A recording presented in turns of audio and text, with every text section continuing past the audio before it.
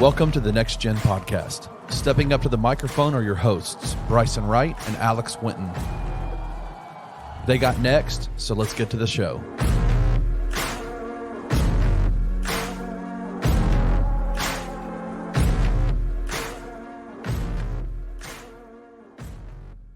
Hello and welcome into the Next Gen Podcast here on the Bluff City Media Podcast Network.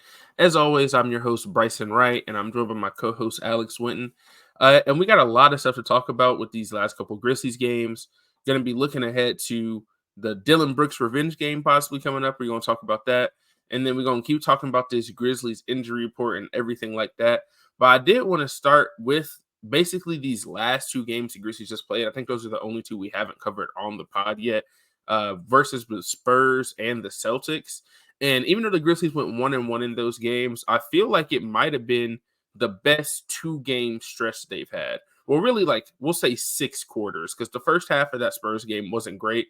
But I think they just had the best 6-quarter stretch we've seen from them, especially considering all the players that were also out in that Celtics game. Because, I mean, they were already missing, the normal people that they know aren't going to have, which, Steven Adams, Brandon Clark, John Morant, they're not going to have those guys. But you're also missing Luke Kennard, Xavier Tillman, Derrick Rose didn't play in that game. There's just so many people that were out in that game against the Celtics. Even though Derrick Rose did even play that night before, he's not playing back-to-back, so he missed that Celtics game.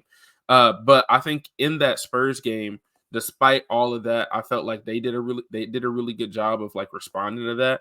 And I think it was really the Grizzlies bench in that game, because obviously Jaren and Desmond Bane both played pretty well. Jaren mostly in the second half, but it was 34 points combined from Zaire Williams and Santi Aldama. Zaire was a plus 27. I think this was his best game probably of his career. I'd say it might be the best game he's ever had. So he was awesome. Santi was awesome. And then those two with Bane and Jaren down the stretch, I thought were just made incredible plays. And then it kind of carried over into that Celtics game. They played a lot better against the Celtics than I honestly would have expected. I mean, that might be the best team in the NBA right now. And you're missing all these guys, have already, lost so many of these games. And to keep that as close as it was and really had a chance to steal one at the end of the game, didn't get it done. But I feel like the last 6 quarters of basketball do show that the Grizzlies have been making some progress. Yeah. I think obviously it's still, again, I'm not a big believer in more victories. But at the same time, you do have to look at what the last 2 games and kind of feel encouraged to some degree. I say at least in that first game against San Antonio, again, it looked really bleak for most of the game, or not most of the game, but really most of the first half, because they were down double digits most of that time. And, it just seemed like they were going to, have that same thing where they just don't have enough, at least for me, like I always say, enough offensive production to really get it done. But like you said, it seemed like, at least from a Zaire perspective, I don't know if that was the best game, but I know that was probably the best half, at least in terms of second half we'll see from him, or at least of his career so far. That's what I'm thinking. That's probably his best half we've seen him play, because he was hitting timely shots. Same with Santi. Guys just stepped up. For whatever reason, they really just locked in that second half. I don't, and again, a lot of it, the Spurs, obviously, they are a young team, so they kind of just took advantage of that. The Spurs have had leads before and they've blown them because of them just being a young rebuilding team. But again, the Grizzlies took advantage of that. And so, guys are making timely plays and really timely buckets. That's how I kind of felt. Usually the buckets and the momentum plays that the Grizzlies usually don't get, they got in that game. And it just swung their way. So, I was really encouraged by everybody playing. Really mostly everybody that played that game really played decently for the most part. Maybe a couple people didn't play as well as you thought. But, even D. Rose in the first game back played particularly decent. Obviously, Bismack played pretty well. Bane and Jaren played pretty well. Even though Conchar didn't really do much in terms of, if you look at his box score, he played pretty decently. Like you said, Santi and Zaire really the key, because they gave you production offensively, that you're going to need from outside of Jaren and Bane. You need somebody else. You need like 2 or 3 other people to really give you offense, especially considering the injury report and the situation right now. As for the Celtics game, that was another game where they really just played hard and really, again, like you said, one of the best teams in the league. Um, for them to be that close and to be up at one point, like I said, I don't know if somebody saw my tweet. I said the Grizzlies were up 1, and I was like, please, like, just stop counting. Like, if we could just end the game after that first quarter, that would have been great. It would have been cool. But obviously, like, they just stayed with it the whole time. Like, really, like, I don't think they really the Celtics didn't really get out to a big lead at all. Like, the game was so close. It was usually probably 2 or 3 possessions the whole time.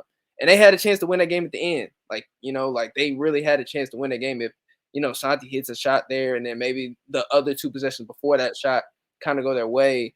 You're talking about a team that's on a 2-game winning streak right now. And then, like I've been saying, they need to start, putting together some games. Again, it's cool to win one, lose one, but at some point you need to you need to win like 3 out of 4, 4 out of 5, 5 out of 6. Like, you need something, or like 3 out of 5 at least. Like, you have to start stringing some games together because, again, like I said, the West is so close right now because they're still, even with the 3-10 start, they're only a couple games out of the play-in. It's not like it's like a bad thing because the West is so close right now, and so they really have to start understanding. Hey, we don't have to get to all the way to 500 per se, but if they can get to 2 or 3 games within 500 before Ja gets back, or 4 or 5, however, I say 4 or 5 max, then you're probably feeling decent about where you're at.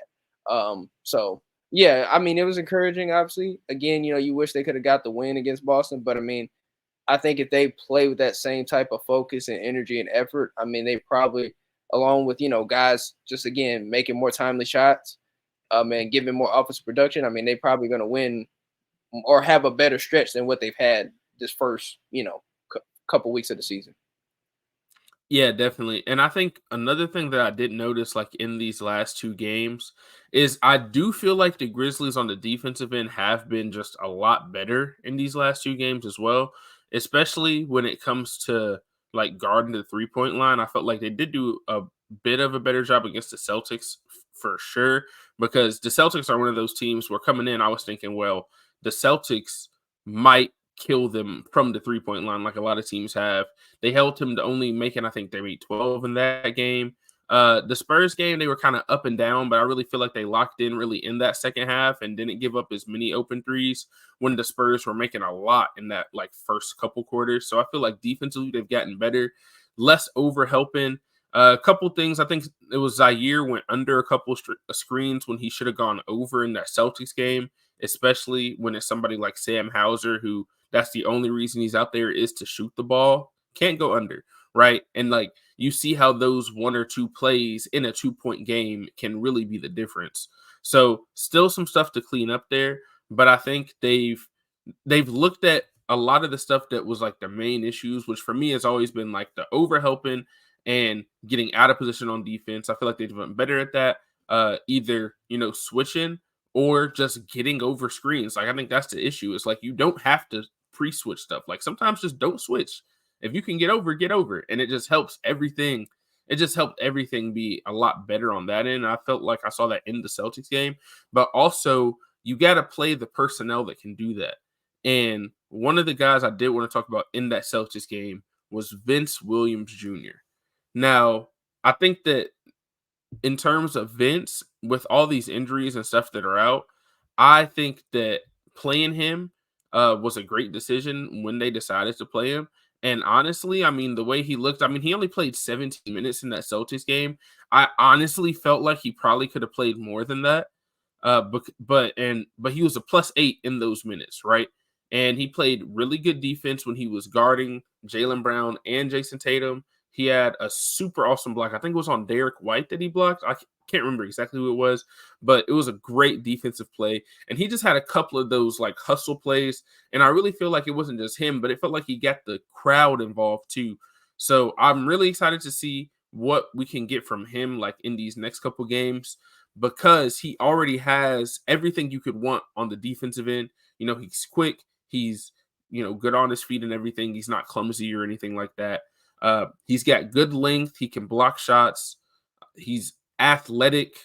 He's got long arms, so he's got everything you really need in like a wing defender. And I feel like at times maybe he's been overlooked, even like on this podcast. I feel like I haven't really talked about him that much, but seeing him just kind of get thrown into that game when he hasn't had a lot of minutes, and then like, hey, no, you haven't played a lot. Here's the dude who makes the most money in the NBA. Like, go out there and guard him. Regardless of what you want to say about him being able to go left, because I think Santi Aldama stole the ball from. I'm pretty sure he was sitting down when Jaylen Brown was trying to go left, and he still stole the ball from him. But that's not the point. Like, besides that, this is still the dude that had signed the biggest contract in the NBA, All NBA, All Star, versus Vince Williams was a two-way contract guy, comes in, locks him down. I think like you got to give him a chance to like prove that wasn't just one game, and even made a couple shots and everything as well. One of those at the end of the shot clock.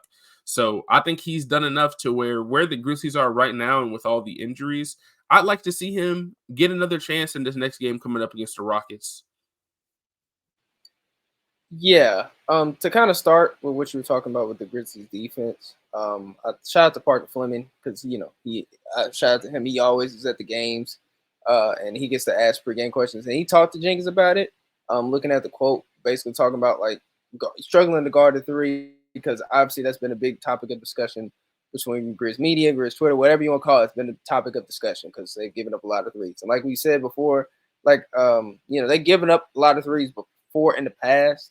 But the problem is now you need to adjust quicker because usually they make that adjustment in December and then they're good. But they need it now because their margin of error is smaller for various reasons, as we always talked about. I think Jenkins even said it like it's a game-to-game thing they're studying. But he's saying basically the biggest things that we're giving up in terms of threes on the court was corner threes. And so he said basically we just got to figure out that first and then everything else will fall in line. And then now he's talking about more so instead of, like you said, in terms of overhelping, they're doing more funneling to the shot blockers. Like basically, so they're funneling more of the basketball to guys like Jaren or Biyombo versus them having to kind of like, overhelp, have a foot in the paint. You know what I mean? Like they're trusting more of the bigs to be there versus them helping the helper way too much. So I think that's been a big adjustment we've seen because I haven't felt like the last couple of games they've overhelped particularly too much. So, I do think that the adjustment's been made, but I think, hopefully it stays consistent.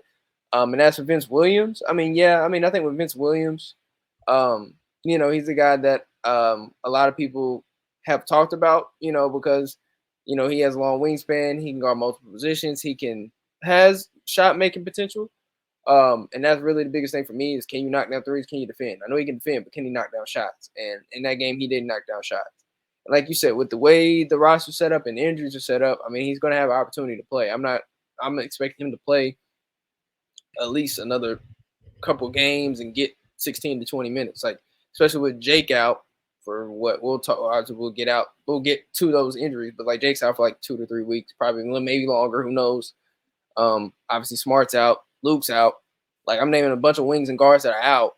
Like, who's going to get those minutes? Like, Zaire's going to get those minutes, but who else? Like, so they don't have like Jacob Gilliard's out there getting two-way. His two ways getting minutes. So, Vince is going to get minutes. Like I'm not, like he's the one to play because they don't really have any other options. And I mean, he's not like he's a terrible option.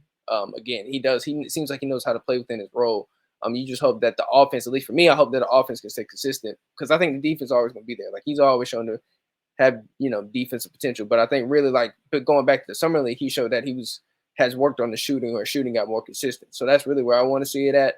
Making making timely shots and just being consistent for three. I'm not saying he's going to be like Desmond Bane or Luke Kennard type of three-point shooter, but can you be at least league average? Can you give me 35 to 37%? If you give me 35, 37% from three on like maybe 3 or 4 game, I'm cool. That's all I need right now, because again, that's just going to open up a lot more for everybody else. And that's not only him, but everybody else, but specifically for him, I think that's the big thing is making shots and everything else will fall in line. But yeah, I think he played pretty well. I think again, like this is probably the best. Obviously, it's not a lot of positives to take from the Grizzlies right now because of just how the start is and stuff. But I think in the positive of these injuries, the guys are getting more opportunity to show what they can be in the league and get more reps, actual game reps. And again, they got the chance to take advantage of it if they play well. And so I think Vince has a chance to do that. And maybe even if the contract thing doesn't come, how you can convert contracts, even if that contract conversion doesn't happen this year, they can go in the next offseason saying, hey, we got a guy that we can now give another deal to, or things of that nature. So yeah, I'm hoping that he can stay with it. Yeah, for sure. And I did also want to talk about that because, like you said, hasn't been like a ton of positives, but they started 0-6. Since then, they're now 3-4. So it's kind of one of those things where, are they where you would want them to be? Obviously not. But the second half of this, the second small sample size has been better than the first sample size, right?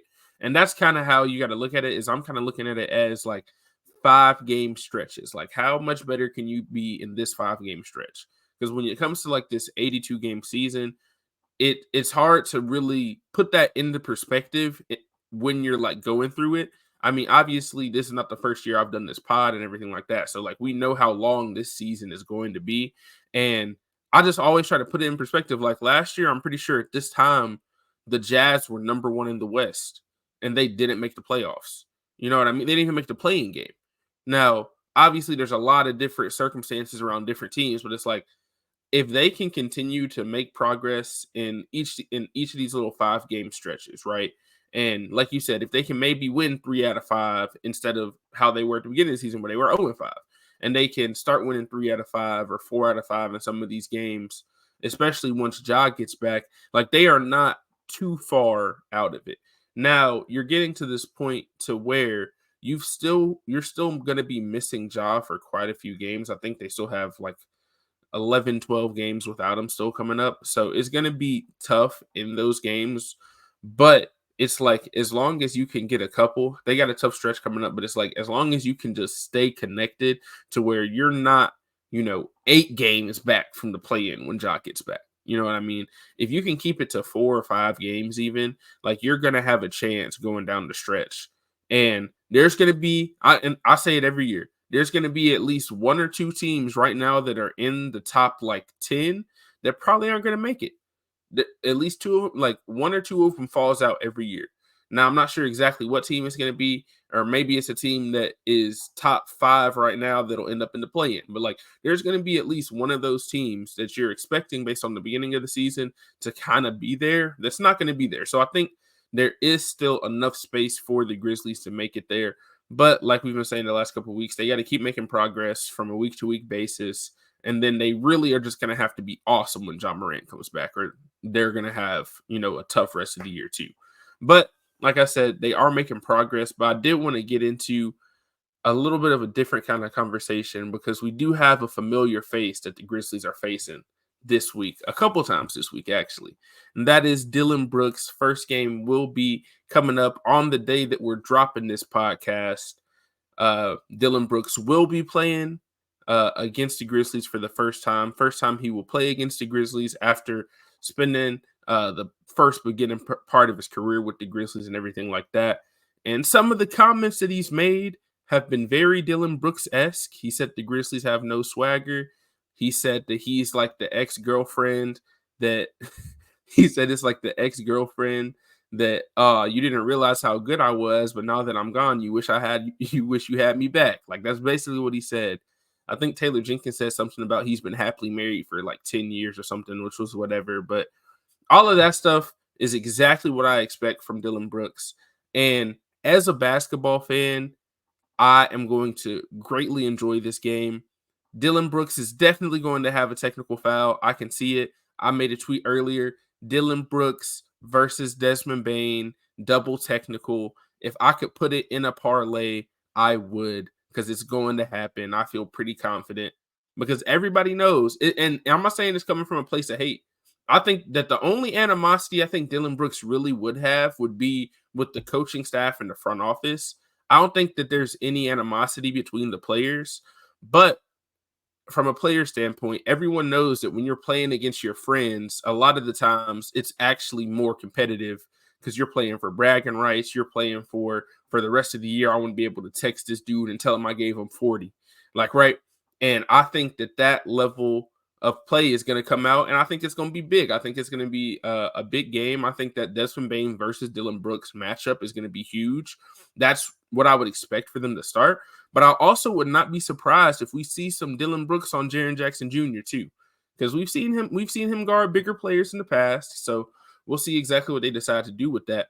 But I think that having Dillon out there against him is going to bring out the best, especially in Desmond Bane. I'm expecting him to come out, pick him up 94 feet, beginning of the game, all that kind of stuff. So I'm really excited for the game. The comments, I think, I don't have anything bad to say about Dillon because of the comments. Like, this is somebody, like, we watched Dillon for all these years. We know that's what he's going to do, regardless of who he was playing. I could have told you that he was going to say, I honestly would have thought he was going to say more. Like, I could have told you as soon as he signed that when this game was coming up, he was going to be talking trash about the Grizzlies, because that's just the kind of dude he is. And I think that's kind of what Desmond Bane said too.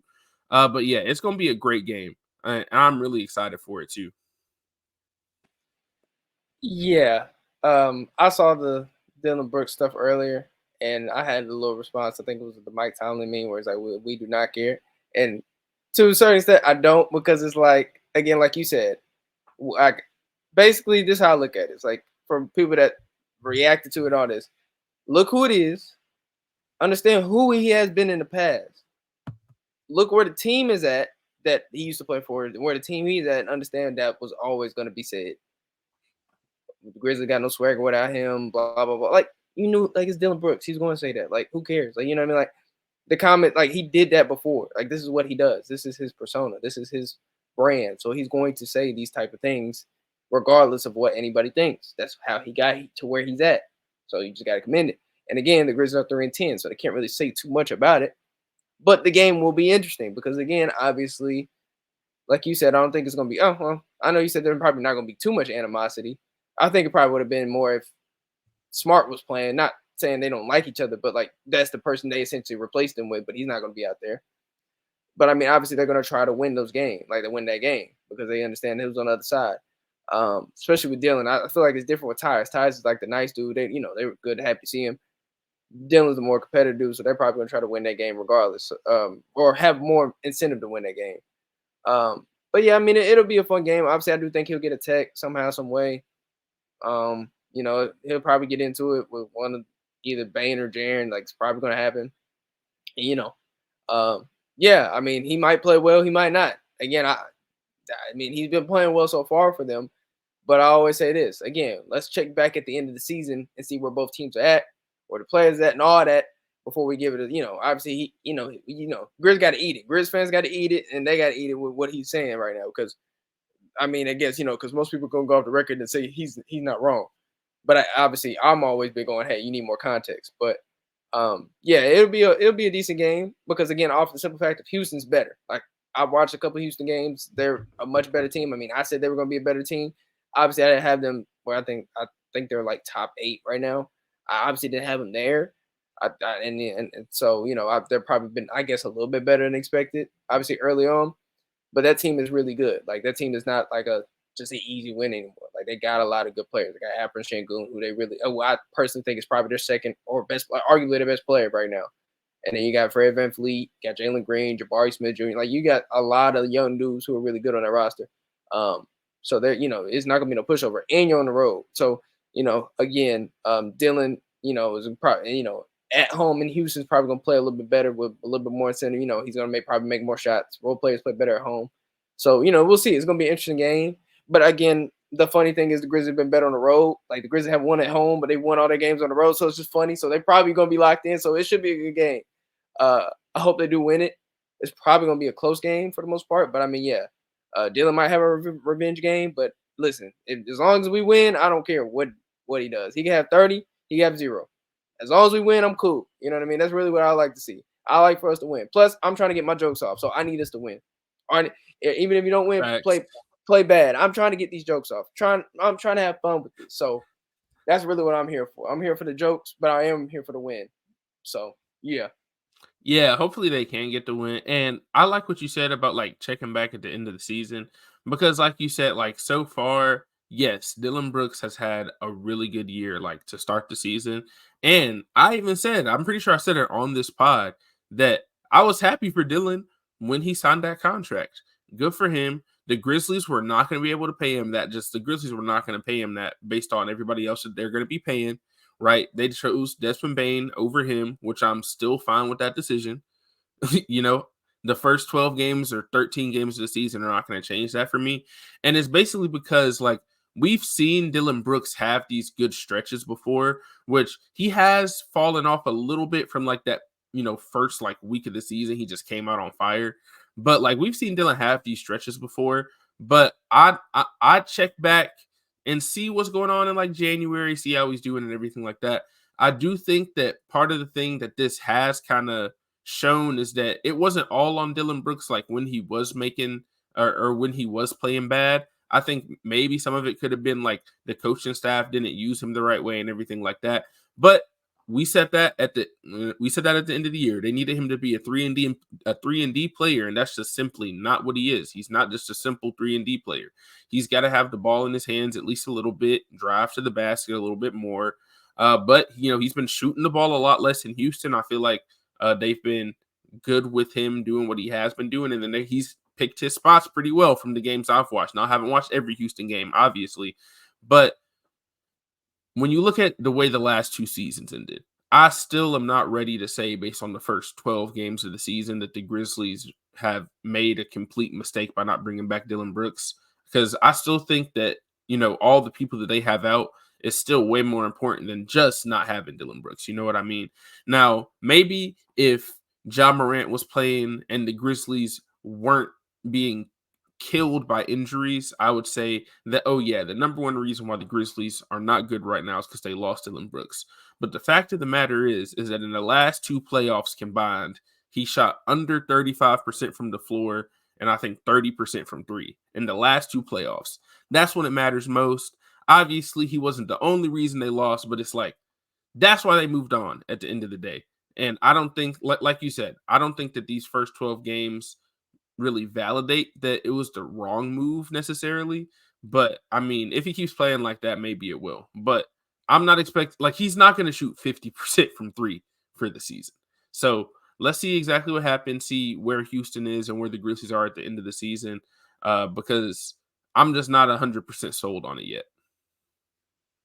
Yeah, I mean, excuse me. Yeah, no, I'm not sold on it either. Like, I mean, again, a lot of my criticism with any player that they let go, it's not about them letting that player particularly go. It's about what are you doing to replace that player, or replace that player or that specific bunch of players. And so for me, that's kind of where I've always had the criticism. It's not about getting Dillon Brooks back or keeping him. Like, it's about what are you doing to replace that. I personally didn't think they did enough to replace him, but I've been saying they need more help on the wing, even when Dillon Brooks was on the roster. So that's been me anyway.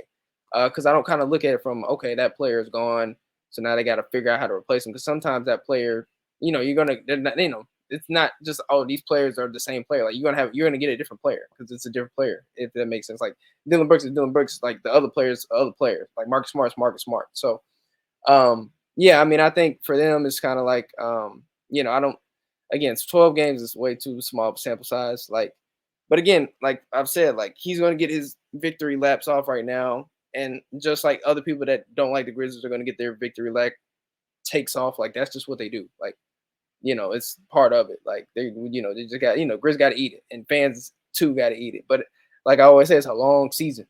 Like, you know what I mean? Like, this could be totally different in a month in terms of how the perception is, especially if you get guys back, obviously including Ja Morant, start winning games, the whole thing can flip. Because it's all about what have you done for me lately. So, I think people forget, people have very short-term memory and forget the stuff that you mentioned. Like there's a reason why Dillon Brooks was let go. Like it wasn't like we just like, they try to he can say all the scapegoat stuff he won't, but like there was a lot of reasons why they let you go. And there's a lot more to it that they haven't even talked about, or there's a lot more that they can talk about, but they haven't talked about in terms of how it all went down and things of that nature. So yeah, I'm not really necessarily, like concerned about it. Like, like it's going to play out how it's supposed to play out. And I'm very and I'm still, even like you said, like I'm still, like I'm cool with it. Like I'm not sitting here at 3-10 saying, oh man, we need Dillon Brooks back. Like that has never been a thought in my mind saying we need Dillon Brooks back. I will say that now and I will continue to say that. I'm totally cool with it. totally fine with. Will forever be fine with it. My thing is just getting a better roster or building a better roster, at least from Zach Kleiman's perspective. Like, just continue to get better players in here. So, yeah, I mean, I'm cool with what's going on. Like, it's fine. It's fine. But yeah, no. So that will be a fun game. A couple matchups against Dillon Brooks and the Rockets coming up in this next week. Before our last segment, did want to get to the injuries because I feel like we could. I mean, at this point, we could make it a segment of every episode. Right? We might just have to start doing that because the hits keep coming. Honestly, for the Grizzlies, we start with on the 20th, a couple days ago, coming out that Luke Kennard is going to be reevaluated in 2 weeks. So that means for everybody who isn't like super big on following like what the Grizzlies press releases and stuff are, usually if they say reevaluated in 2 weeks, that almost guarantees he's probably not going to be back in those 2 weeks.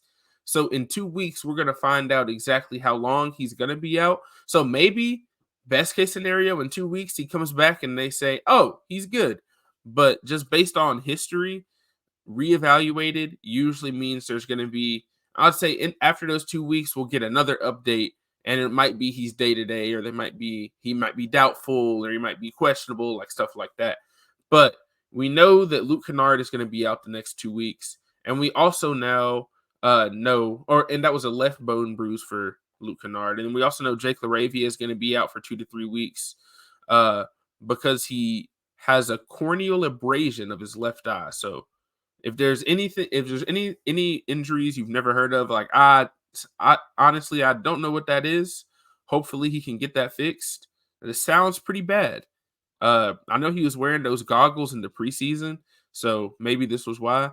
But yeah, so just looking up for this next couple games, obviously still missing Steven Adams, Brandon Clark, John Morant still suspended, everything like that. But no Marcus Smart, no Xavier Tillman, no Luke Kennard. Like the bench stuff is still going to be really tough for them.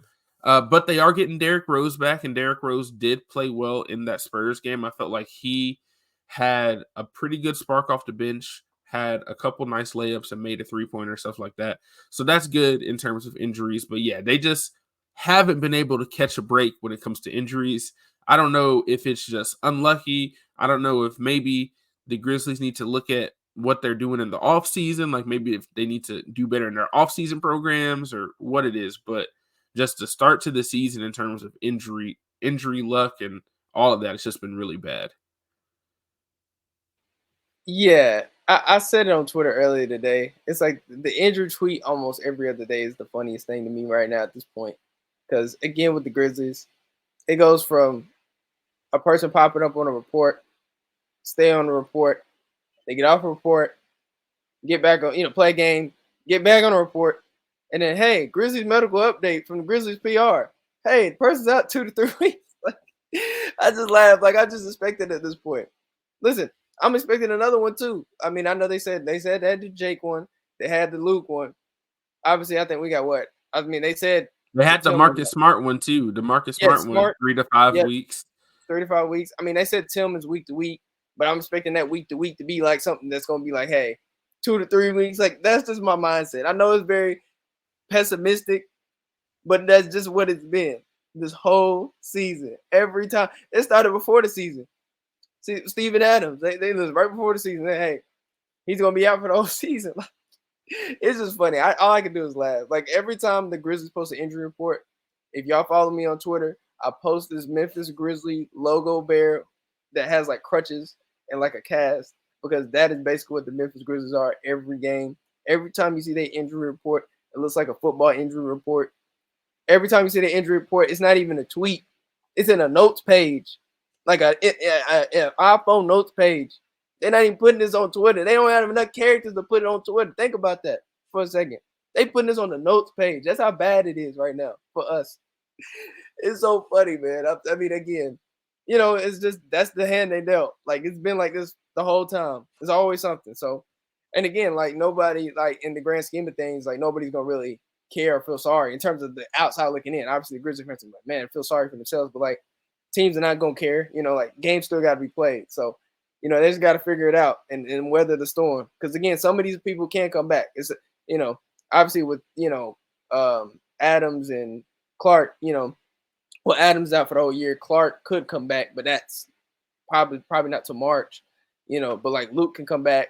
Obviously, Ja's going to be back soon. I think like you said, 12 games. I think 12 or 11, somewhere around there. Smart will probably be back. Tillman will probably be back until proven otherwise. So these guys can't come back. So you just have to continue to weather the storm, because again, if you get some of these guys back and then everybody starts clicking, then hey, then you're gonna see a better team. But until then, you just got to weather the storm. But it's just funny, man. I just laugh at these injury reports now, man, because it's really like if anybody plays 2K, it's really like the My League injuries. Like this is really what it is. Like all these random little injuries. Hey, somebody's out for 2 to 3 weeks. Hey, somebody's out for a month. Like it just won't stop, bro. Like I'm just expecting at this point. Like I'm really just having negative mindset, but it's just funny, man. But yeah, I think they'll be all right. I mean, again, we've seen this before. Obviously, there's a lot of, I won't say newer Grizzly fans, but like this is not as bad as 2015, 2016. If anybody remembers that year where they played like 26 to 28 players. Yes, and they barely made the playoffs. The most players. They played the most players in the history of the NBA. Exactly. That was a crazy season. Exactly. So yeah, not that bad at least, but yeah. It's not that bad. It feels that bad for people that weren't around, but trust me, it could be a lot worse. Trust me, it could be a lot worse. We could be out without Bane and Jaren. It could be a lot worse. So, you kind of just have to put things in perspective and take it for what it is. So, I think they'll be fine. The biggest thing is hopefully at least for me, in all seriousness, outside the jokes, is that the Luke thing is not too serious, and hopefully the X thing is not too serious. Those two things in particular. Obviously, we kind of know with Smart, that's 3 to 5 weeks, but the Luke thing, I'm really Luke and Tillman, I hope is not too serious, because again, Luke provides obviously some offensive spacing from the 3-point line and things of that nature, and then obviously X gives you another body as a big. So hoping those guys can get back sooner than later. But again, it's just a wait and see thing. But that's just where we're at right now. So they can still win games. They just have, again, margin of error is just small, but they can get it done. Yeah, no, for sure. And I think the goal for now is to just get the injury report back into the Twitter character limit. That is the first goal. If we can just get away from the Notes app. The Notes app is supposed to be for when celebrities get canceled and they want to keep all their money. It's not supposed to be for injury reports, man. So if we can just get back into if the Grizzlies can just get back into the Twitter character limit when it comes to these injuries, I think they'll be a lot better. But yeah, it's just been really tough injury wise. Hopefully all the guys they've got can try to stay healthy, and hopefully, as much as it does sound bad, they can trade this early injury luck in, and they can have great injury luck when it comes to the end of the season. So that's all I can say is hopefully this early season injury stuff will come back around, and they'll be healthier when it really matters late in the season, everything like that. But last thing I did want to ask, Alex, I didn't even tell you we were going to do this. The last thing I want to ask, because it is Thanksgiving week, what's your first plate going to look like on Thanksgiving, Alex? I got to know. Dang, see, this is on the spot. I don't even know. Well, no, I don't know about some turkey. Probably some mashed potatoes. What else, man? What else we having? I'm trying to think, because I don't know the whole itinerary right now. But that's you don't know the whole itinerary. Okay. Yeah, I don't know the whole thing right now, because there's some more stuff I gotta ask my parents, because I really didn't think about it. But I know the turkey's gonna be. Like, I tried some of the turkey today. It's gonna be good. But the other stuff, like your side items, I don't know yet. Probably going to have maybe a little bit of cornbread. I don't know. Okay. To be determined. Okay. But definitely some corn. You gotta have cornbread. Yes, but not for even sure. Question. Yeah, but for sure, I think it's probably at least my main keys is gonna be the turkey and the mashed potatoes. Everything else we'll figure out when we get there. But I think those are the main two things that's gonna be on the plate to start. At least to start. So yeah. Okay. For me, like I'm definitely cool with the turkey. I like ham more, honestly, but it is Thanksgiving, so I feel like I gotta go with the turkey too. But we definitely gotta have the dressing, man. got to have some dressing with some gravy on the top of it. That's going on my first plate. Not question. Probably some other stuff too. Like we said, not sure exactly what all is on the itinerary, but those two, like the turkey and the dressing, is number one. Got to be on every plate on Thanksgiving, in my opinion. Right? That's just how it works. But from me and Alex here for the Next Gen Podcast on the Bluff City Media Podcast Network, happy Thanksgiving. If y'all see this, let us know what's going on your plate in the comments, because we definitely want to know what everybody's going to be eating on this Thanksgiving. But I appreciate everybody who's listening to this episode and listens to the podcast every week, and we'll see y'all next week.